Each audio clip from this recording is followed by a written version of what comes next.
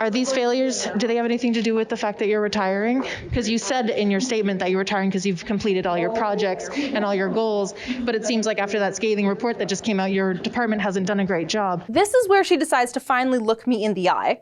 She won't answer a question, but she's going to ask one.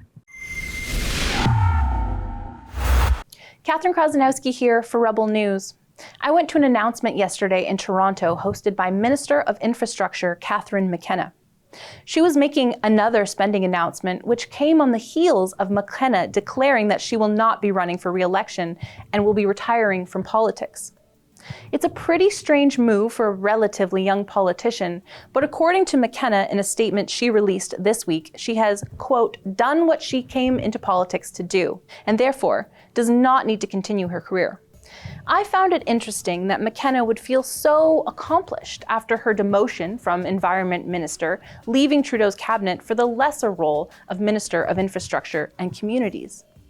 It's also worth noting that her retirement announcement came just months after her admission that she herself has to, quote, do a better job. This was in response to the March 25th auditor's report that came out blasting McKenna's department for incomplete reporting of billions of tax dollars. The report also noted the $180 billion spending plans are lagging behind. I wanted to ask McKenna, what happened to the 9,000 separate projects that were not properly documented? And what will be different about this new project? Maybe the answer is simply that she won't be running it, but I wanted to get her comment on this critical issue to the taxpayers of Canada. You're contributing to all the hate I'm receiving. So you're the rebel media that happens to call me Climate Barbie. If any of the 20,000 government projects that Minister McKenna lost track of were aimed at easing Alberta's unemployment rate.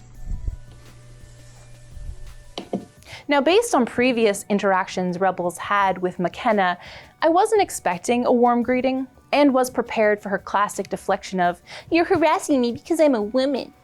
Well, guess what, Honourable Minister? I am also a woman, and I want answers. Take a look at our interaction. Minister McKenna, can I ask you a quick question? Sorry, I have to go to the airport. Look at that.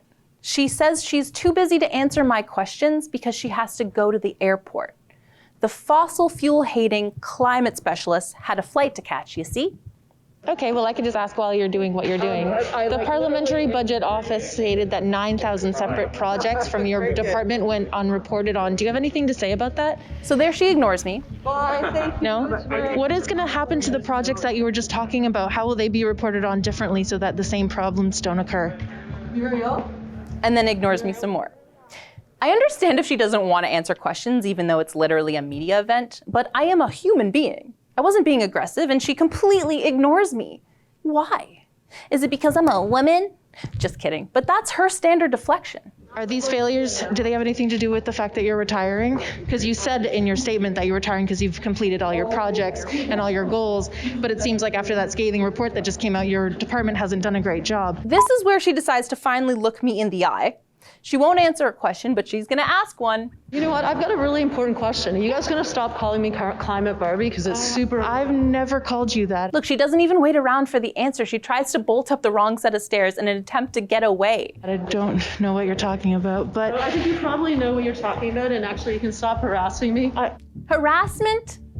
It's a media announcement that the media was invited to. Oh, am I harassing you? I'm so sorry. I was just trying to ask you a question because it's important. We've been here for a couple hours waiting for you.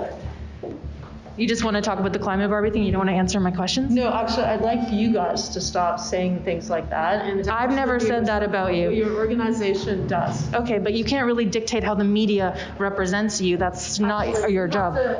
I'm not going to crowd you. Don't worry. Thank you for not answering our questions, though. Have a good day. It appears the good minister may have a little bit of an ego. If you don't recall, because it was literally years ago, Sheila Gunn Reid actually dubbed McKenna Climate Barbie, much to her jubilation, it would seem, as she never misses an opportunity to bring it up. Sometimes when Rebel isn't even around. She has been quoted as saying, "Who cares? Barbie has gone to the moon." I think it's quite telling that her only response to a simple question is to immediately play the victim, saying that I, a journalist, was harassing her, a public servant, at a media event is a bit of a stretch, to say the least. Is that really how a role model for women in politics should be acting? Using her gender as an excuse to avoid accountability? That doesn't sound very empowering to me. My criticisms of McKenna aren't based on the fact that she's a woman or the color of her hair. It's that she's wasted billions of dollars and doesn't have the courage or even the sense of responsibility to answer questions about it. For Rebel News, I'm Catherine Krasnowski.